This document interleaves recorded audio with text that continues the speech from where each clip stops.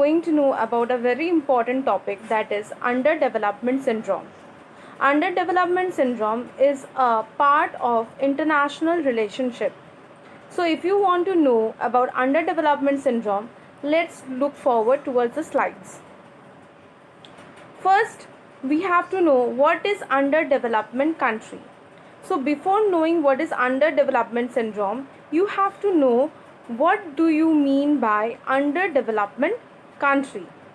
So underdevelopment country means, as said by UN, is that the term underdeveloped country is relative in general to those which have real per capita income less than a quarter of the per capita income of the United States. Like those countries whose per capita income is less than a UN's like less than a quarter, like 3/4, less than a quarter of UN's, like not UN, United Nations per capita income. So those countries are known as underdeveloped countries, like countries who have less income than the US is known as underdeveloped country. Then underdeveloped countries, like nowadays as classified as published by UN, is that they are not underdeveloped, they are developing economies. Nowadays we say underdeveloped as developing economies, which it was said by whom? It was said by UN. UN declared that there is no underdeveloped country, all are developing economies who face lower per capita income, which is less than quarter per capita income of US.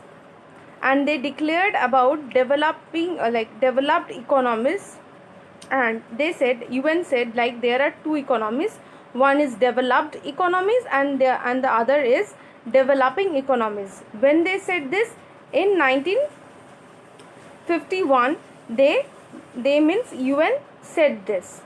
So in a very simple language we will say an underdeveloped economy is characterized by the existence in greater or lesser degree of unutilized or underutilized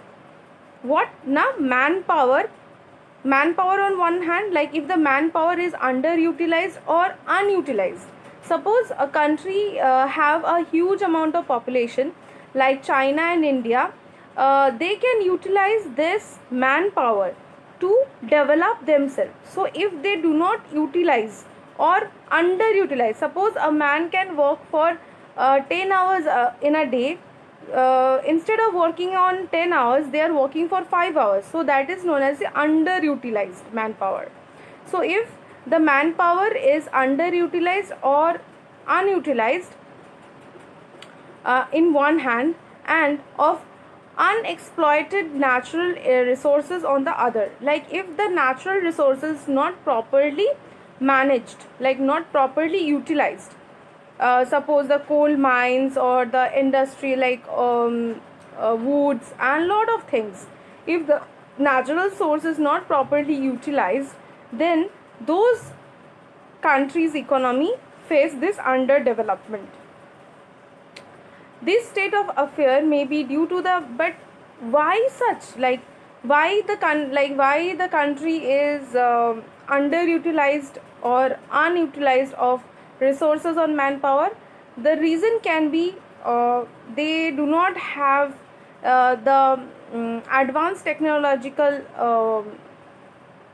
substances, like no, they are not technologically advanced, and or there may be inhabiting socio-economic factors, there may be other socio-economic factors for which reason they are not able to dynamically explore their economy as the other developed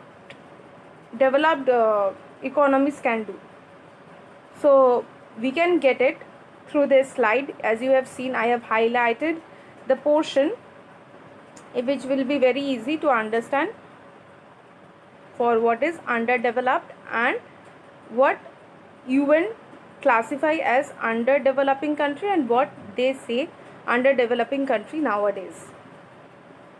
So let's move on to the next slide, that is underdeveloped economies brings out the following points. So what are the underdeveloping economies brings out? Like after watching any kind of underdeveloping economies or developing economies which is said by UN, we can jot out four crucial and four very relevant points. Okay, so those points are, first is low per capita income.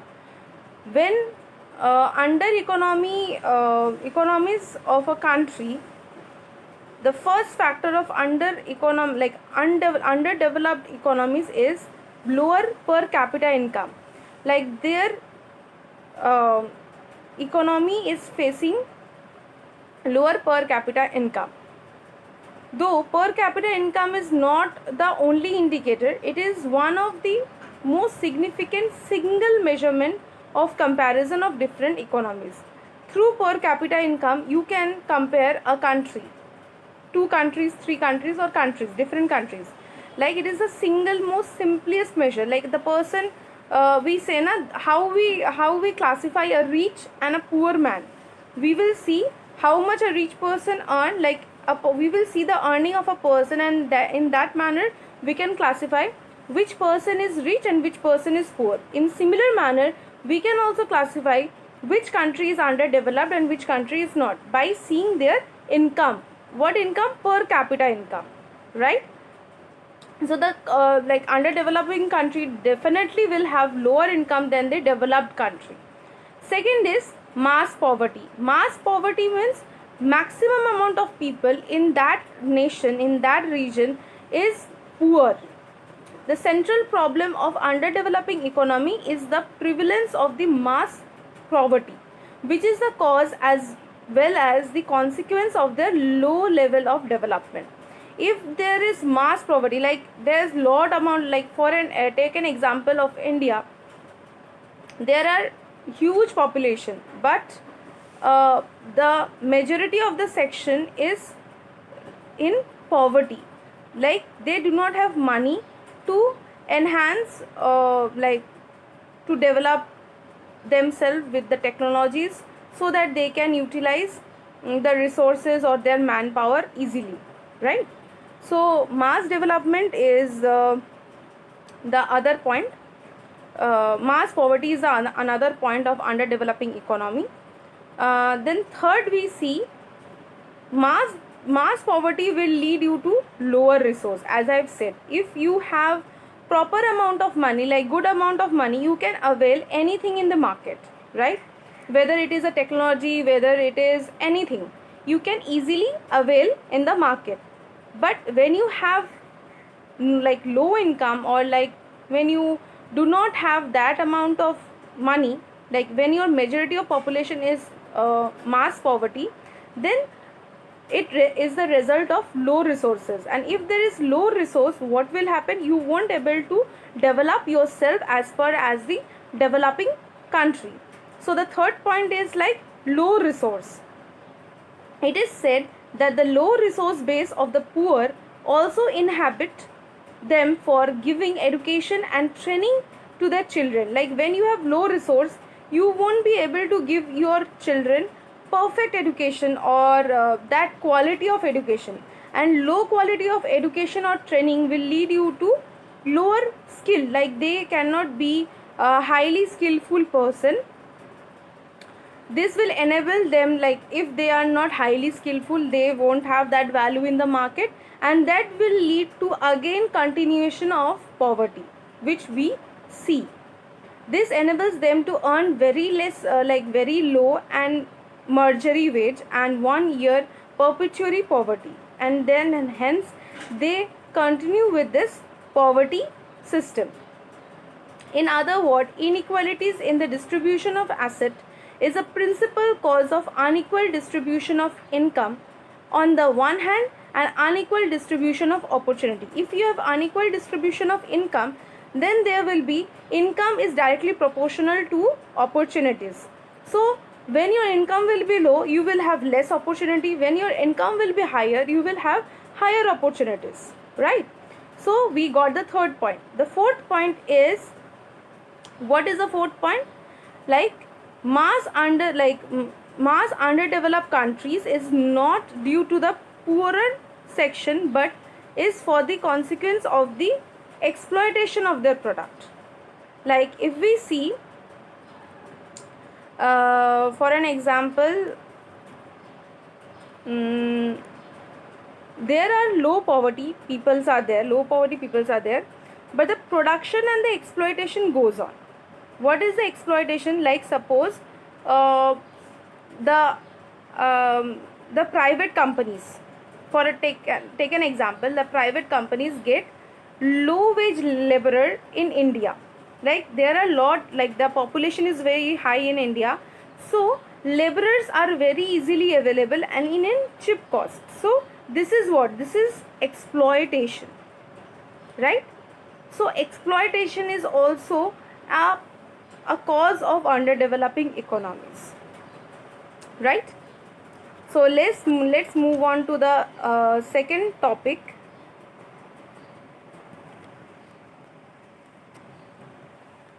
So let's move on to the second topic, that is dependency theory. So what is dependency theory? Before knowing what is dependency theory, before going into details, just you have to know that dependency theory urges that high income nation exploits the cheap labors and natural resources of poorer nation to maintain their wealth. So dependency theory depend upon this particular thought.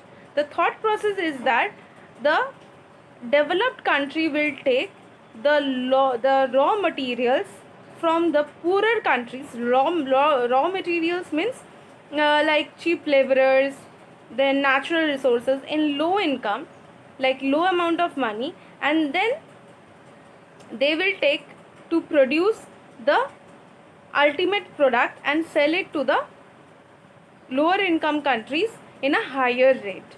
Okay, so this is the major, like this is the thought process behind the dependency theory. So let's check out in detail what is dependency theory. Dependency theory explains global inequalities as caused by colonialism and neo-colonialism. So why we are reading this dependency theory? Because to understand underdevelopment economy or underdevelopment country, this theory perfectly matches the scenario to some extent. Like dependency theory explains global inequality. It explains the inequality. Like somebody is rich, somebody is poor, somebody is highly educated, somebody is low educated. So this theory, particularly this theory, dependency theory, explains the inequality caused by, why this inequality has been caused? Due to the colonialism and neo-colonialism. Then comes to the factor like the dominance of the former colonial power over low income nation. We have always seen like there is a dominance of colonial power on the low income nation. Like Britishers came to invaded our India, and they were the dominant, so they suppressed India, they ruled over India, and like India was a low income nation, so they dominated over us. Global stratification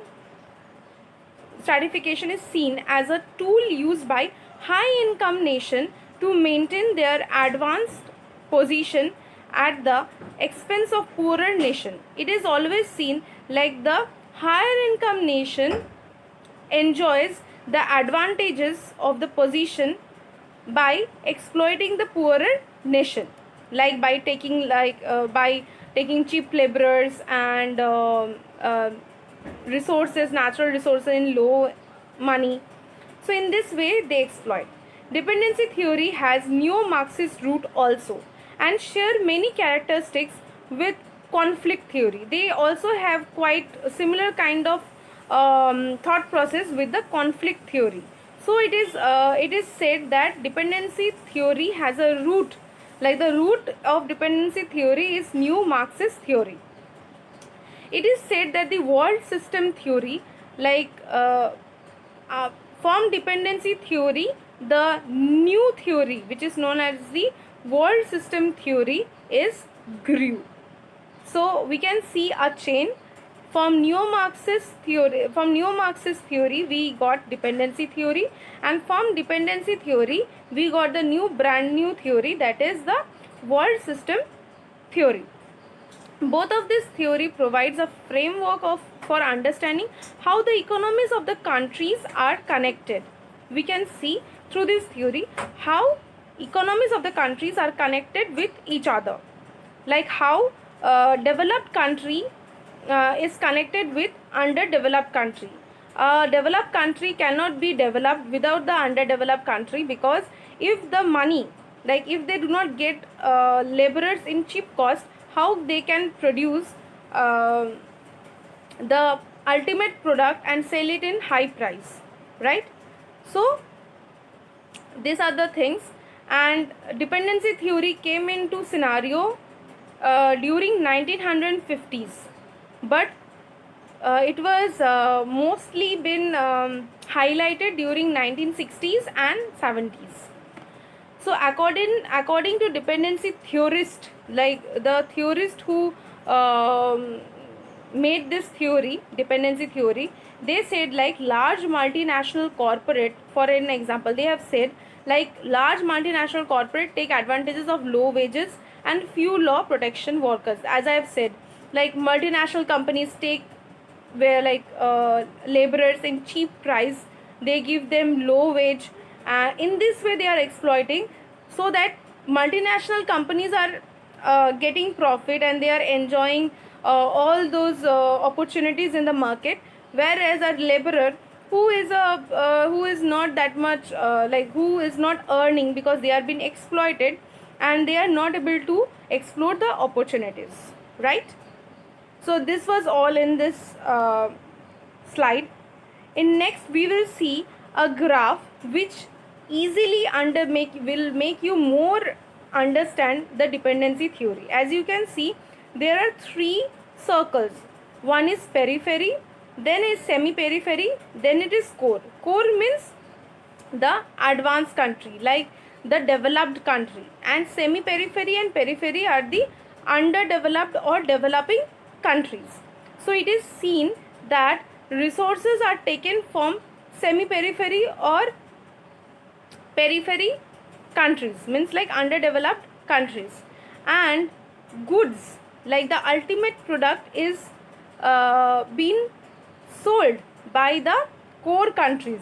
Sold means the developed country sells those goods, like they will take low wage laborer from us, and then what they will do, they will produce a, like suppose a mobile, and then they will sell that mobile to you.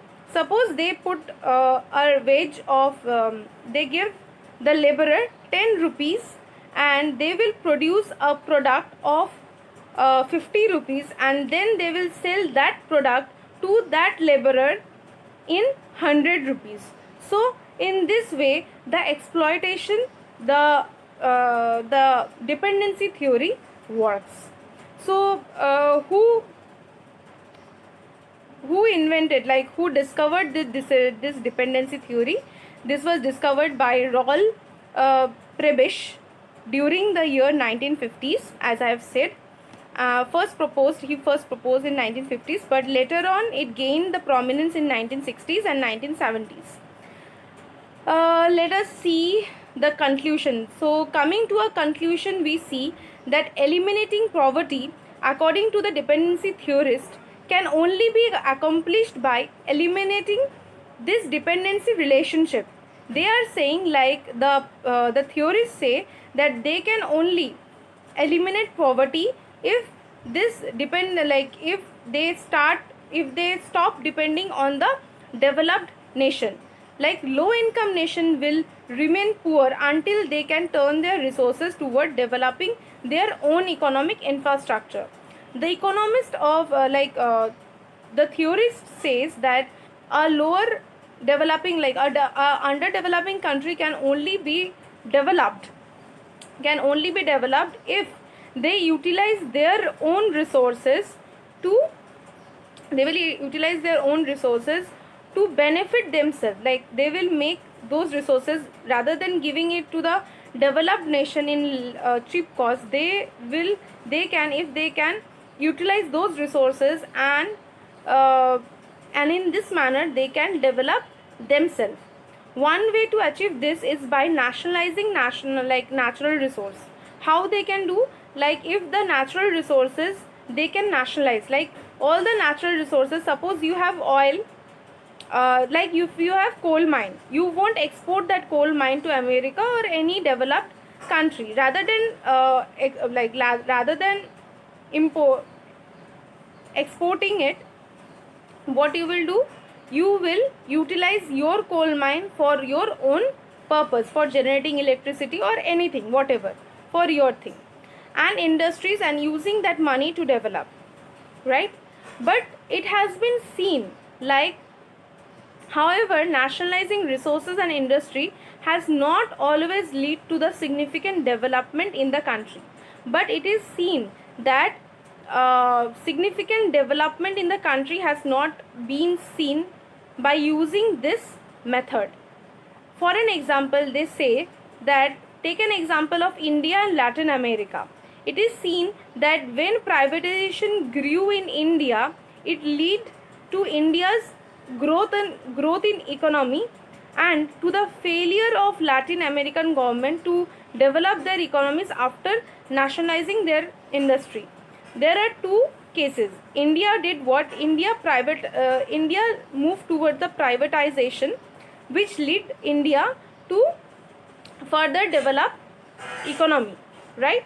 But it is seen that the Latin America, who took the policy of theorists, and they did what? They nationalized their industry. They didn't export or import. They keep all their natural resources within themselves. But Latin America didn't show any kind of economic growth. So this was the conclusion of this dependency theory. That was all for the underdeveloping syndrome. I guess, hope you understand it. If you like this video, share and subscribe to my channel.